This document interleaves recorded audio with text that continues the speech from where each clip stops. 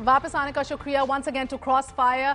आपको ये बता रहे थे कि क्या और दूसरी ऑप्शंस थी सूबाई लेवल के ऊपर और वफाकी लेवल के ऊपर कि ये पेट्रोल का बम ना गिराया जा सकता। यकीनन ऐसा था नाजरीन। एनएफसी अवार्ड के अंदर ये तय पाया गया था कि सूबे जो हैं वो 170 बिलियन रुपए जो हैं वो खुद जनरेट करेंगे एक साल के अंदर अंदर। एग्रीकल्चरल सेक्टर जो कंट्रीब्यूट करता है हमारे जीडीपी के 21% को, यानी कि 3000 बिलियन जनरेट करता है। इधर से हम बस 2 अरब से भी कम इनकम टैक्स जनरेट करते हैं और लेते हैं, यानी कि इफेक्टिवली सूबे ने टैक्स नेट में एग्रीकल्चरल सेक्टर को लाना था, जो बिल्कुल नहीं हुआ पिछले एक साल के अंदर। ये सूबाई हुकूमतें जिधर एमक्यूएम सिंध में भी, नून लीग पंजाब में भी ये इकदामात ले सकती थी। इसके साथ साथ जायदाद की खरीदो फरोख्त को भी जो अभी तक टैक्स फ्री रही है इसके ऊपर भी गेन्स टैक्स जो है वो लागू करना था। ये भी नहीं किया गया। 8 महीने हो गए, 1 रुपया भी जनरेट नहीं हुआ। एग्रीकल्चरल इनकम पर अगर इफेक्टिव टैक्स लगा दें तो 150 अरब जो है हम कमा सकते थे इससे। इसी तरह फेडरल बजट जब आया था तब हफीज शेख ने ये बारहा कहा था कि स्टॉक एक्सचेंज पर जो है वो बाकायदा तौर पर फिर से गेन टैक्स लगाया जाएगा। ये इफेक्ट में भी आ गया। 8 माह गुजर गए हैं मगर 1 रुपया भी सेंटर ने कलेक्ट नहीं किया। 2007 में मिनिस्ट्री ऑफ फाइनेंस का इकोनॉमिक सर्वे ने कहा था कि स्टॉक एक्सचेंज पर गेन्स टैक्स लगा दें तो एक साल में 102 अरब मिल सकते हैं। मैं वापस अपने गेस्ट की जानिब आती हूँ। वसीम अख्तर साहब, आप ही की जानिब पहले आऊंगी। आपने एग्रीकल्चरल टैक्स इंट्रोड्यूस कराया है सिंध असेंबली के अंदर, इसके ऊपर काम शुरू कराया है पिछले एक साल में। देखें, ये जिम्मेदारी जो है फेडरल गवर्नमेंट की बनती है। मैं सूबे पे आऊँगा, आप सवाल करोगे ज़रूर उस पर। हमने 9 नुकाती एजेंडा दिया था हुकूमत को। उसमें ज़राअत पे टैक्स भी था, जिसमें आप सही कह रहे हो 150 नहीं बल्कि 200 बिलियन रुपए की आमद हो सकती थी अगर जो जीडीपी 21% दिया जाता है उसमें सिर्फ 1% टैक्स एग्रीकल्चर से मिलता है। अगर उस पर सही टैक्स लागू हो जाए तो 200 अरब रुपए का फायदा है।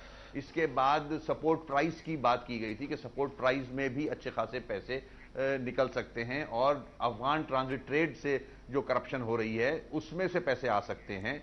तो अगर ये पैसे हम काम करें और ये पैसे आएं, जहां तक सूबे का ताल्लुक है एग्रीकल्चर टैक्स की सुने, मैं वहीं आ रहा हूं। एग्रीकल्चर टैक्स का जहां तक मामला है वो इंप्लीमेंट नहीं होता। हमने 12 कोशिश की, वो इंप्लीमेंट किया ही नहीं जाता। सिर्फ 5% टैक्स लगाया जाता है जिसमें लोग कुछ देते हैं और कुछ देते ही नहीं है। जब बड़े बड़े सियासतदान इतना थोड़ा सा टैक्स देंगे अरबों रुपए की जायदाद रखने के बाद, तो फिर क्या बनेगा इस मुल्क का? मैं आपकी बात बिल्कुल इत्तफाक करती हूँ वसीम अख्तर साहब के इस्लामाबाद का माफिया कह लें, वडेरे कह लें आप, एक बड़ा पाकिस्तान के अंदर एक बहुत स्ट्रॉन्ग क्लाउड है जो जिसने पूरे मुल्क को यरगमाल बनाया हुआ है। मकसद यही है कि जो आपके काबू में है, जो आपके बस में है, आप वो कर लें। आज आपने 4 मिनट की या 5 मिनट की आई बिलीव अलामती वॉकआउट भी किया सिंध असेंबली से, करारदाद भी पेश की पेट्रोल की प्राइसेस के ऊपर, मगर आप ये ग्राउंड इकदाम लीजिए ना। आप एग्रीकल्चरल सेक्टर को टैक्स नेट में लाइए, ये तो सूबे का काम है।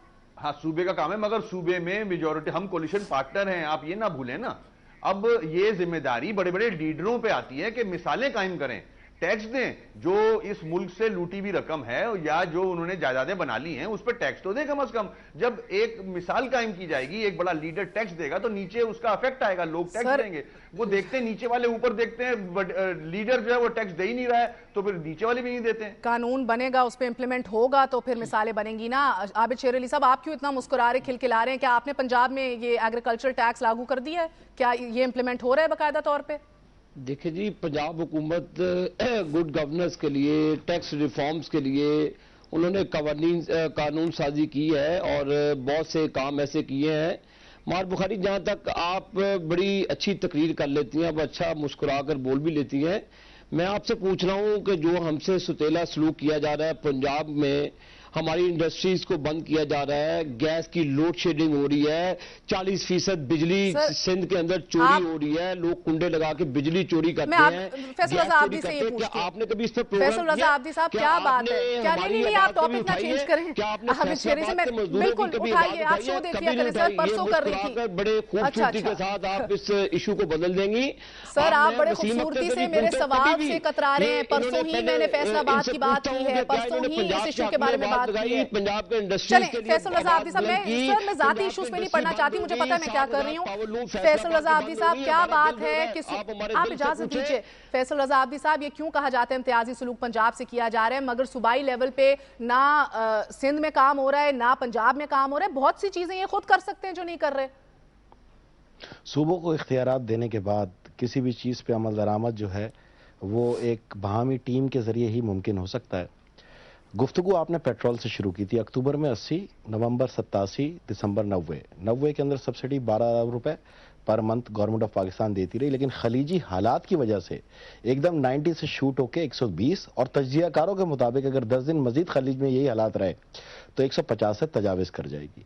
तो सूरत हाल इस वक्त सियासत की नहीं है, इस वक्त बाहमी मुशावरत के ज़रिए आवाम को मसाइल से निकालने की ज़रूरत है, क्योंकि ये तमाम मसाइल जो हैं ये दरामद हैं, आ रहे हैं यहाँ पर, और उससे इफेक्ट हुए 7 कंट्रीज़ जिससे तेल की बरामद मुतासिर हुई। असल अगर ये एजुकेट कर गए आप लोग कि ये जो सारी सूरत हाल है इस मुहिम्मे का सबब बन रही है। जहाँ तक गैस की लोड शेडिंग की आपने बात की, हमने ज़रूर हुकूमत से बाहर आए, लेकिन ऐसी बात नहीं है कि हम कोई शहबाज शरीफ साहब की हुकूमत को गिराने के दर पे हैं। हम उनको मजबूत करेंगे अपोजिशन में रह के। जहां जहां तामीरी काम हुए उन्होंने भी अपोजिशन में रह के 18वीं 19वीं तरमीम में हमारा साथ दिया। MQM हमारे साथ इत्तेहादी है और आइंदा भी रहेगी इंशाअल्लाह। तहफ़्फ़ुज़ात सबके हैं, लेकिन मैं एक बार फिर कहूँगा, मैं एक छोटा सा सियासतदान हूँ। टैक्स नेट में सबको आना चाहिए, चाहे छोटे से छोटा रुकन हो या बड़ा। 18 लाख अवाम पाल रही है। सवाल पूछ लूं? पूछ ही लीजिए। अब आप पूछ ही लेती हूँ सर। मसला मेरा यही है, मैं आपसे यही कह रही हूँ, कहने को एक लंबी फहरिस्त है ऑप्शंस की जो सूबाई और वफाकी लेवल पे आप सब कर सकते थे, किसी ने नहीं किया। अब ये वॉकआउट कर देते हैं असेंबलियों से, आपको प्रेशर में डाल दिया जाता है। देखें आपने भी नहीं, मैं हम इसको प्रेशर नहीं समझते। ये जो भी ये जमहूरियत का हुस्न है, ये जो हमारे साथ बैठ के भी अगर हमारे खिलाफ बात करेंगे तो हम ये समझते हैं कि शायद उससे हम अपनी इस्लाह कर सकें। मियाँ साहिबान जो एजेंडा देंगे वो भी इस्लाह का बाइस समझते हैं, ANP जो एजेंडा देगी वो भी इस्लाह का बाइस समझते हैं। वक्त ऐसा है हमारे पे कि एक कोलिशन गवर्नमेंट आपके सामने है और मुफाहमत की सियासत है, तो बहुत सारी चीज़ें जो हैं वो बर्दाश्त करते हैं, कुछ हम बर्दाश्त करते हैं। लेकिन मैं एक बार फिर कहूँगा, क्या ये आपने माजी में नहीं देखा जहां सब इकट्ठे बैठे तो 18वीं और 19वीं तरमीम वकूफ पजीर हुए, NFC अवार्ड हुए। NFC 18वीं तरमीम में जो तय पाया गया वो इंप्लीमेंट तो हो रहा नहीं है। फैसल साहब बस इसका जवाब दे दीजिए। एक तो आपने पिछले 8 माह में 1 रुपया नहीं कलेक्ट किया स्टॉक एक्सचेंज के ऊपर। मैं आपको बताता हूँ, पाकिस्तान के अंदर सबसे मुश्किल चीज है कलेक्शन, चाहे वो आप कारोबारी सूरत के अंदर उधारी देके कर लें या गवर्नमेंट टैक्स की सूरत में कर लें। मैं वही आपसे कह रहा था, 18 लाख आवाम पाल रहे हैं 18 करोड़ को, तो अगर जवाब दे 18 लाख को होते ना तो मेरे लिए बहुत आसान था। 18 करोड़ को जवाब दें तो हम क्यों ना उनको ये बोलें कि आप वाकई टैक्स नेट के अंदर आए। लेकिन एक चीज यहां पे वाजे करता चलूं कि बैरून मुल्क अगर कोई टैक्स देता है उसकी अलग एहतराम होता है, जो नहीं देता उसका एक अलग सलूक होता है। हमारे मुल्क में तो जी सब बराबर है, एक ही लाइन में खड़े हैं सारे। लेकिन ये सारी चीजें आपको उजागर करनी है और फराइज हमारे।